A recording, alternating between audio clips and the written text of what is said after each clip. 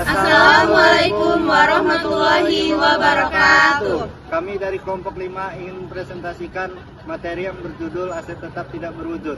Selamat menyaksikan. Baik, di sini saya akan menjelaskan definisi tentang aset tidak berwujud. Aset tidak berwujud adalah aset non-moneter yang dapat diidentifikasi dan tidak memiliki bentuk fisik, tetapi memiliki nilai ekonomi bagi perusahaan. Aset ini digunakan dalam operasi untuk menghasilkan manfaat ekonomi di masa depan dan biasanya berasal dari hak hukum atau dapat dipisahkan atau dilisensikan. Menurut PSAK 238 atau IAS 38, aset tidak berwujud harus dapat dikendalikan oleh perusahaan dan biaya perolehannya dapat diukur secara andal. Contohnya meliputi hak paten, hak cipta, merek dagang, lisensi, perangkat lunak, dan goodwill. Selanjutnya, saya akan menjelaskan karakteristik utama aset tidak berwujud. Yang pertama yaitu dapat diidentifikasi, yang artinya aset ini bisa dikenali secara jelas sebagai suatu hak atau nilai tertentu yang terpisah dari aset lainnya, bukan hanya nilai yang bersifat umum. Dan yang kedua yaitu dapat dipisahkan atau timbul dari hak hukum, yang artinya aset ini bisa dipisahkan, misalnya dijual, dialihkan, atau dilisensikan kepada pihak lain, atau muncul karena adanya hak hukum, seperti paten atau lisensi resmi. Dan yang ketiga yaitu dikendalikan oleh entitas, yang artinya perusahaan harus punya kendali atas manfaat ekonomis aset tersebut, misalnya melalui hak eksklusif yang membuat pihak lain tidak bisa memanfaatkannya tanpa izin. Dan yang keempat yaitu memberikan manfaat ekonomi masa depan, yang artinya aset ini harus membawa manfaat konkret di masa depan, seperti meningkatkan pendapatan, mengurangi biaya, memperkuat merek, atau mendukung operasi perusahaan. Dan yang kelima, memberikan dukungan terhadap kinerja operasional, yang artinya aset tidak berwujud sering meningkatkan efisiensi atau keunggulan kompetitif, seperti software yang mempercepat proses atau merek yang menarik pelanggan. Itu dia penjelasan tentang definisi aset tak berwujud dan karakteristik utamanya. Dan materi selanjutnya akan disampaikan oleh teman saya. Klasifikasi aset tidak berwujud berdasarkan masa manfaat. Klasifikasi aset tidak berwujud sangat penting karena menentukan perlakuan akuntansi selanjutnya, apakah diamortisasi atau tidak, dan kewajiban pengujian penurunan nilai. Klasifikasi ini didasarkan pada perkiraan masa manfaat aset. Yang pertama, masa manfaat terbatas atau limited life. Aset yang memiliki masa manfaat terbatas adalah aset yang memiliki manfaat ekonominya diperkirakan hanya akan dinikmati perusahaan selama periode waktu tertentu yang dapat ditentukan oleh faktor kontraktual, hukum, atau ekonomi. Contohnya, hak paten, masa manfaat hukum 20 tahun, dan biaya perolehan waralaba, masa manfaat kontrak. Perlakuan akuntansi, aset ini harus diamortisasi secara sistematis selama masa manfaatnya. Penurunan nilai, aset ini tunduk pada pengujian penurunan nilai ketika terdapat indikasi bahwa nilai tercatatnya mungkin tidak dapat dipulihkan. Yang kedua, masa manfaat tidak terbatas, indefinite life. Aset yang memiliki masa manfaat tidak terbatas adalah aset yang tidak terdapat batas waktu, yang dapat diperkirakan atas periode aset tersebut diharapkan menghasilkan arus kas masuk neto bagi entitas. Contohnya, merek dagang dapat diperbarui terus-menerus tanpa batas waktu, dan goodwill diperoleh melalui akuisisi. Perlakuan akuntansinya, aset ini tidak diamortisasi. Untuk penurunan nilai, aset ini harus diuji penurunan nilai setidaknya setiap tahun sekali, tahunan, dan setiap kali ada indikasi penurunan nilai. Pengakuan dan pengukuran awal aset tidak berwujud. Pengakuan dan pengukuran awal merupakan tahapan krusial dalam akuntansi aset tidak berwujud. Pada tahapan ini, entitas menentukan apakah suatu pengeluaran memenuhi syarat untuk dicatat di laporan posisi keuangan, dikapitalisasi, atau harus langsung diakui sebagai beban. A. Prinsip umum pengakuan aset tidak berwujud. Menurut PSAK nomor 238, suatu aset tidak berwujud diakui jika dan hanya jika memenuhi dua kriteria utama berikut. Yang pertama, kemungkinan probabilitas manfaat ekonomi di masa depan sangat mungkin bahwa manfaat ekonomi masa depan yang diatribusikan ke aset tersebut akan mengalir kepada entitas. Yang kedua, pengukuran biaya yang andal. biaya perolehan atau nilai aset tersebut dapat diukur secara andal. Setelah kriteria pengakuan terpenuhi, aset tidak berwujud pada awalnya diukur sebesar biaya perolehan atau cost. Bagaimana biaya perolehan ini ditentukan bergantung pada cara aset tersebut diperoleh. Yang B, akuisisi terpisah, purchase intangibles. Aset tidak berwujud yang diperoleh secara terpisah dibeli dari pihak eksternal, dianggap paling mudah untuk diukur karena harga perolehannya sudah jelas. Yang pertama, komponen biaya perolehan aset tidak berwujud yang diperoleh secara terpisah meliputi harga beli, termasuk biaya masuk dan pajak pembelian yang tidak dapat direstitusi, ditambah biaya yang dapat diatribusikan secara langsung dalam mempersiapkan aset tersebut agar siap digunakan. Biaya yang dapat diatribusikan secara langsung ini mencakup yang pertama, biaya profesional seperti biaya hukum, legal fees untuk mendapatkan hak. Yang kedua, biaya pengujian aset. Kedua, pengukuran awal. Biaya yang telah ditentukan di atas akan dikapitalisasi sebagai nilai awal aset. C. Akuisisi sebagai bagian dari kombinasi bisnis. Ketika aset tidak berwujud diakuisisi sebagai bagian dari pembelian seluruh perusahaan, kombinasi bisnis, pengukuran didasarkan pada nilai wajar fair value. Yang pertama, pengakuan wajar fair value PSAK 238 mensyaratkan bahwa aset tidak berwujud yang diperoleh dalam kombinasi bisnis harus diakui secara terpisah dari goodwill pada tanggal akuisisi. Pengukuran aset ini adalah sebesar nilai wajar pada tanggal akuisisi. Prinsip pentingnya adalah aset tidak berwujud diakui meskipun aset tersebut tidak pernah diakui oleh entitas yang diakuisisi, misalnya merek dagang yang dihasilkan secara internal oleh perusahaan target. Yang kedua, pengakuan goodwill. Goodwill merupakan sisa residual dari pengeluaran kombinasi bisnis setelah mengidentifikasi dan mengukur semua aset dan liabilitas yang dapat diidentifikasi termasuk aset tidak berwujud. Yakni, nilai tercatat goodwill sama dengan harga beli dikurang nilai wajar neto aset yang diidentifikasi. Perlakuan goodwill selanjutnya diatur dalam PSAK 22, kombinasi bisnis dan PSAK 48, penurunan nilai aset, yang akan dibahas lebih lanjut di bab kombinasi bisnis. Goodwill dianggap memiliki masa manfaat tidak terbatas dan tidak diamortisasi. D. Aset tidak berwujud yang dihasilkan secara internal, internally generate. Pengeluaran internal seperti penelitian dan pengembangan R&D merupakan area paling kompleks area karena akuntansi harus membedakan mana yang merupakan beban dan mana yang dapat dikapitalisasi. Yang pertama, pengeluaran tahap penelitian, research space. Beban tahap penelitian adalah aktivitas yang bertujuan untuk memperoleh pengetahuan baru karena ketidakpastian hasilnya. PSAK 238 mewajibkan semua pengeluaran pada tahap penelitian dibebankan segera pada saat terjadinya jurnal pencatatan tahap penelitian. Beban penelitian dan pengembangan pada kas atau bank keterangannya mencatat pengeluaran untuk aktivitas penelitian yang dibebankan. Yang kedua, pengeluaran tahap pengembangan, development phase. Dapat dikapitalisasi. Tahap pengembangan adalah aplikasi temuan penelitian atau pengetahuan lain untuk rencana atau desain produksi material baru. Sebelum produksi komersial atau penggunaan, pengeluaran pada tahap ini dapat dikapitalisasi atau dicatat sebagai aset hanya jika entitas dapat mendemonstrasikan secara kumulatif 6 kriteria. Yang pertama, kelayakan teknis penyelesaian aset. Yang kedua, niat entitas untuk menyelesaikan aset. Yang ketiga, kemampuan entitas untuk menggunakan atau menjual aset. Yang keempat, cara aset akan menghasilkan manfaat ekonomi masa depan, misalnya adanya pasar. Yang kelima, ketersediaan sumber daya yang memadai teknisi, keuangan untuk menyelesaikan aset. Yang keenam, kemampuan untuk mengukur pengeluaran secara andal selama pengembangan. 3. Pengeluaran pemasaran dan pelatihan.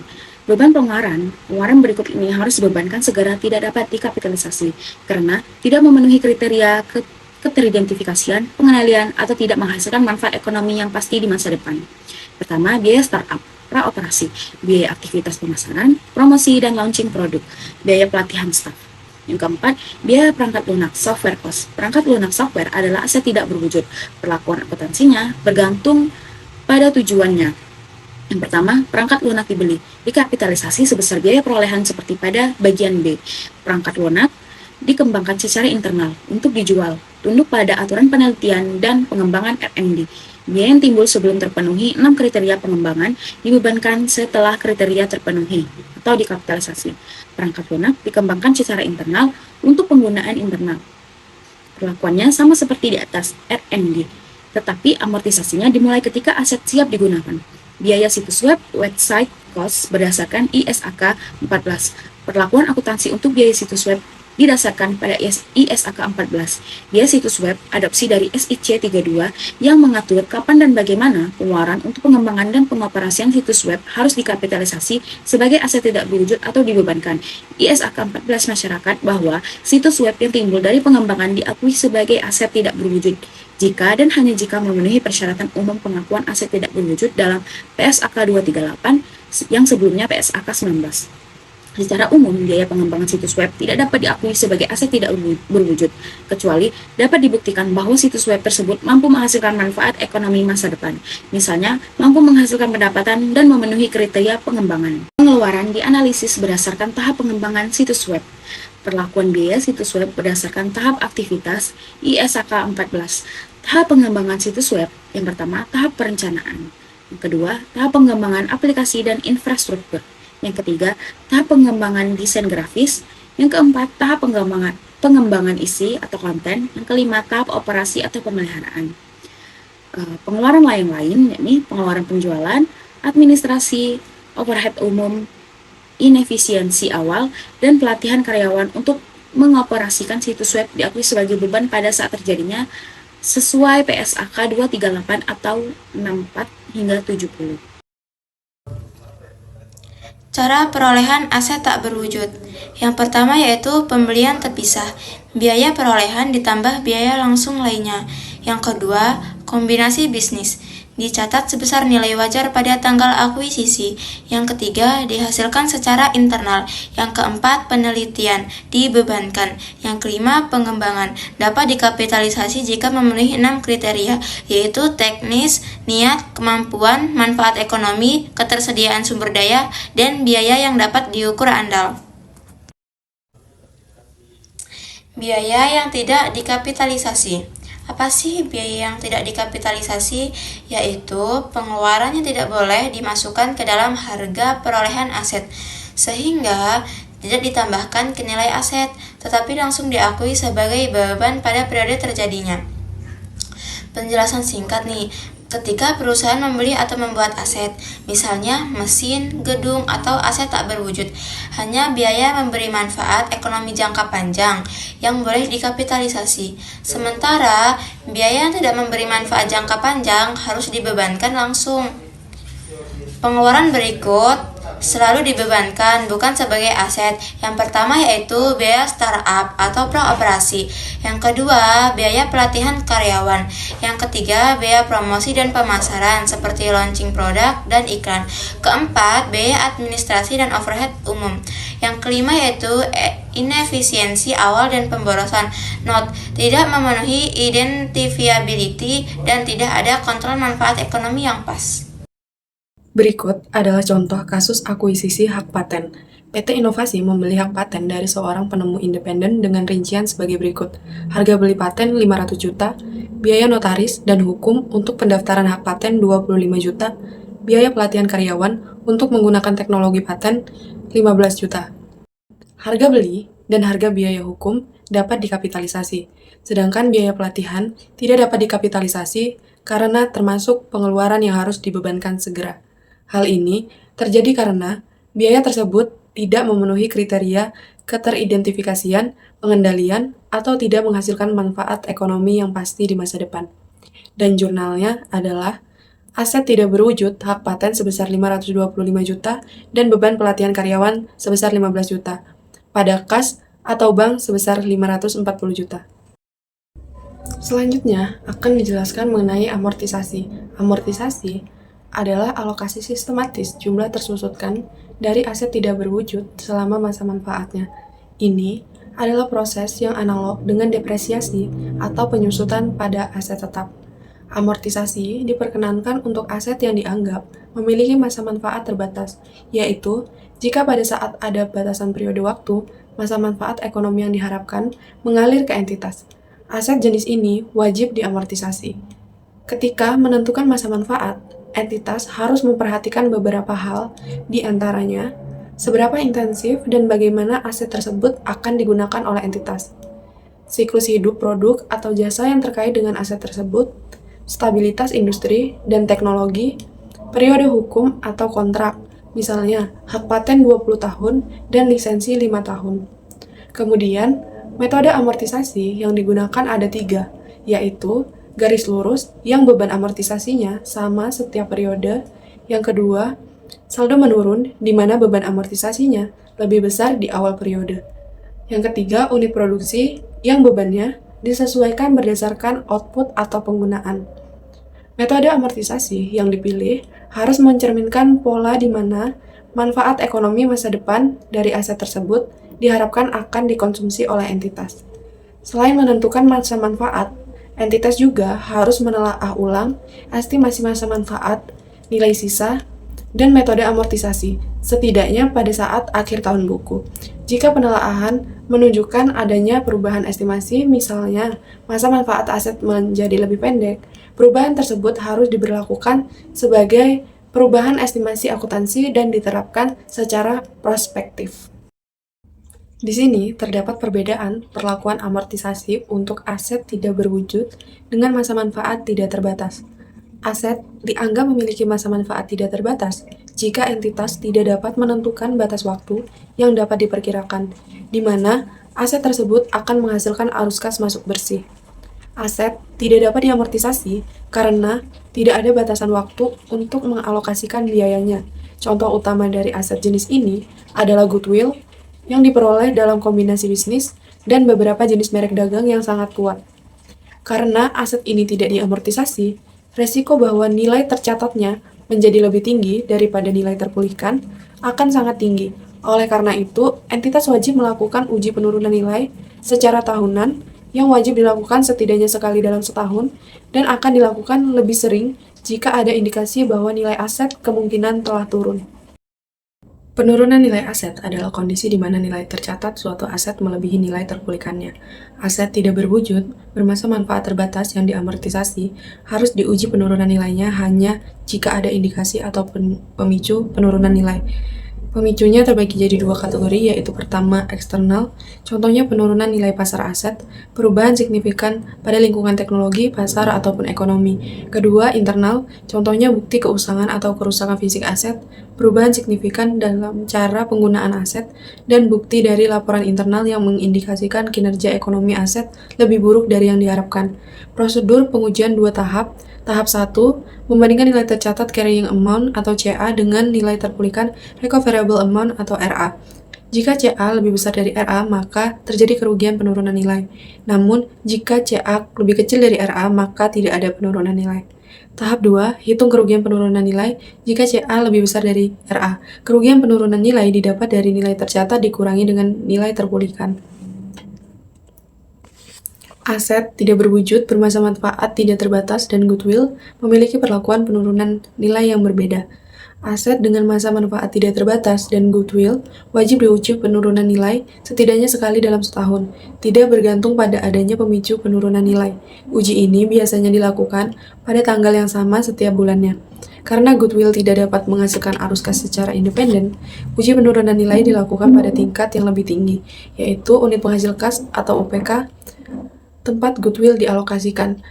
Definisi Cash Generating Unit atau CGU adalah kelompok aset terkecil yang dapat diidentifikasi yang menghasilkan arus kas masuk yang sebagian besar independen dari arus kas masuk dari aset atau kelompok aset lain. Aset tidak berwujud seperti hak paten, merek dagang, atau goodwill disajikan dalam laporan posisi keuangan sebagai bagian dari aset tidak lancar atau non-current asset. Penyajiannya harus mencerminkan nilai buku bersih, yaitu biaya perolehan dikurangi dengan akumulasi amortisasi dan akumulasi kerugian penurunan nilai. Pengungkapan di CALK adalah krusial untuk memberikan pemahaman penuh kepada pengguna laporan keuangan tentang sifat, jumlah, dan perubahan aset tidak berwujud. Perusahaan harus mengungkapkan kebijakan akuntansi utama yang digunakan untuk aset tidak berwujud, termasuk yang pertama, metode amortisasi, kebijakan mengenai penentuan umur manfaat dan metode amortisasi yang digunakan. Misalnya garis lurus, saldo menurun. Penurunan yang kedua, penurunan nilai atau impairment. Bagaimana perusahaan menentukan bahwa aset tidak berwujud mungkin mengalami penurunan nilai dan metode yang digunakan untuk mengukur kerugian penurunan nilai tersebut. Yang ketiga, pengakuan biaya. Kebijakan untuk membedakan antara biaya yang dikapitalisasi sebagai aset dan biaya yang dianggap sebagai beban. Misalnya, biaya penelitian dan biaya pengembangan. Contoh pengungkapan kebijakan akuntansi di CALK. Hak paten diamortisasi menggunakan metode garis lurus selama 10 tahun yang merupakan estimasi umur manfaat ekonomisnya. Amortisasi dimulai ketika aset siap digunakan. Kemudian ada informasi penting lainnya seperti informasi kuantitatif yang berisi rekonsiliasi yang menunjukkan pergerakan aset tidak berwujud selama periode laporan dan informasi kualitatif yang berisi deskripsi dan estimasi umur manfaat, dasar penentuan kerugian penurunan nilai, total biaya penelitian dan pengembangan, batasan hak milik. Kesimpulan untuk materi ini yaitu yang pertama, aset tidak berwujud menjadi semakin penting dalam bisnis modern, terutama di ekonomi digital. Yang kedua, hanya diakui jika dapat diidentifikasi, dikendalikan, dan memberikan manfaat ekonomi masa depan. Yang ketiga, dapat memiliki masa manfaat terbatas, diamortisasi atau tidak terbatas, wajib uji penurunan nilai tahunan. Yang keempat, pengeluaran tertentu tidak boleh dikapitalisasi karena tidak memenuhi kriteria aset. Yang kelima, penyajian dan pengungkapan harus jelas, transparan, serta konsisten agar laporan keuangan memberikan informasi yang andal bagi pengguna. Sekian presentasi dari kami akhiri. Wassalamualaikum warahmatullahi wabarakatuh.